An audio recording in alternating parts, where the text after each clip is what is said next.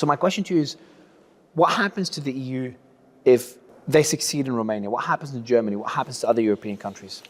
It was perfectly described by George Orwell in his book in 1984. It's called The Book.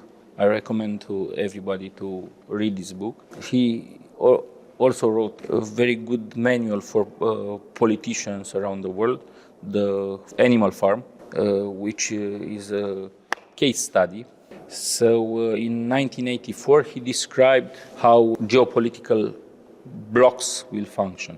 If they will succeed in Romania, they will impose dictatorship all around EU countries. They control many parts of the governments in the majority of the countries. Like, for example, in Germany, even if AfD will win, they will create a coalition bloc out of Socialist and CDU. Taking also the Greens, doesn't matter. It's important to keep the cordon sanitaire against AfD. So this is not democratic at all, but this is what they will try to impose. I know them. We are in the same continent with them.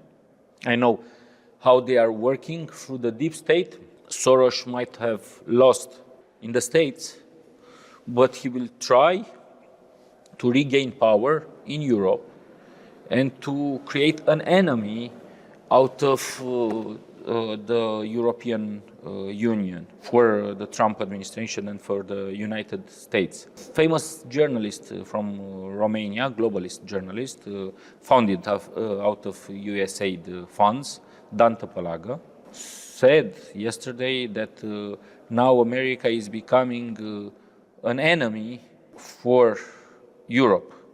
And then he got scared, he received many phones, and he changed the title into America is becoming a problematic partner for the EU. So hold on, let's go to that title. So what you're saying is that the journalist, which was funded by USAID, Yes. so journalists are trying to frame the US as an enemy to Europe? Yes, these are the next steps. I see them clearly. I'm trying through the mega movement to oppose them.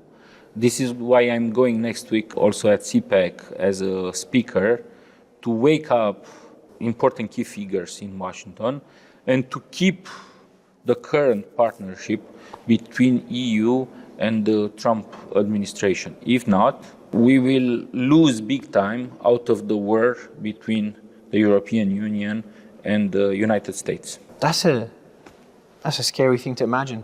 I'm the most Breakdown of two. moderate out of all sovereignist groups. And from my position as Vice President of ECR, I'm telling you that we will have a Cold War between the United States and the European Union if things don't change at national and European governments. Okay, so there's a few points I want to cover. First, you talked about George Soros, which is constantly mentioned in the Open Society Foundation. How much influence does he have in Europe? Quite a lot. He had a good strategy to finance in the 90s when we were very poor, not only us Romanians, Polish people, Hungarians, to finance the intellectuals, the bright kids that were going to the universities, to have scholarships for them. And he influenced quite a lot of our intellectuals, our mainstream journalists, politicians, analysts. He did a lot of harm through the Central European University that resided in Budapest. Now is kicked out of Budapest and is in Vienna currently. And he first took the cultural sector, then went to the judicial system, and now Soros guys control quite important parts of the judicial system in Romania, in Bulgaria, and in other countries. Do you think that includes the constitutional judges that annulled the elections? Do you think any of them are influenced by Soros? Because the constitutional judges that annulled the elections are not part of the judicial system and are not real judges. They are politicians.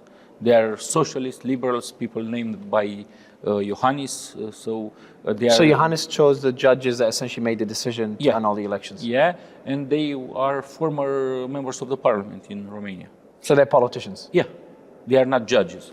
But the prosecutor, in my case, because before the European parliamentary elections, we were all arrested 3 days before the date of the elections, is the same as in the case of Tate brothers, and is listening to orders that come directly from some embassies and from some Soros foundations, not from his hierarchic superior, for the general prosecutor of Romania. This is the situation in Romania, and it's only a mirror of what's happening in Poland, what's happening in Bulgaria, and in all other countries except Hungary, because Viktor Orban expelled the Soros Georgescu said network. he'll be expelling the Soros network as well on day one of his presidency. He said that yesterday.